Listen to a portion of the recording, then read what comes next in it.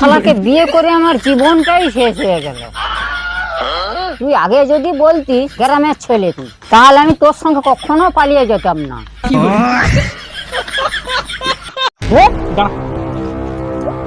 চল foot foot foot foot, যা ভাগ ভাগ। আমি এত কথা আমার বইয়েরও শুনিনি। হ্যাঁ চলে যাব, তোর সব ধন সম্পত্তি আমার নামে লিখে দে। হ্যাঁ লিখে দেবো, তুই এখন যা যা। কি শালা হারাম চাদা, সব ধন সম্পত্তি যদি ওর নামে রেখে দাও, আমার ছেলেমেয়েরা কি খাবে? কি খাবে বল, কি খাবে? চল, তোকে তো আজকে মেরেই ফেলবো না। আমার ছেলেমেয়েরা গু খাবে বল? ওই হারামজাদি তোকে কি দিয়েছে বল? আমি তোর জন্য এত কিছু করলাম, আমি তোকে দুটো বাচ্চা দিলাম, ওই হারামজাদি তোকে কি দিয়েছে বল? আমাদেরও কাজ চালু আছে, সেও দিবে। কি বললি তুই?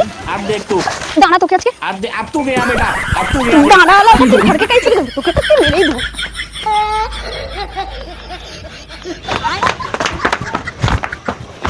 শালা হারামজাদা দাঁড়া, কাজ চালু আছে, তোর কোম্পানিটাকে কেটে বাদ দিয়ে দেবো। শালা একটাও প্রোডাক্ট তৈরি করতে পারবি না।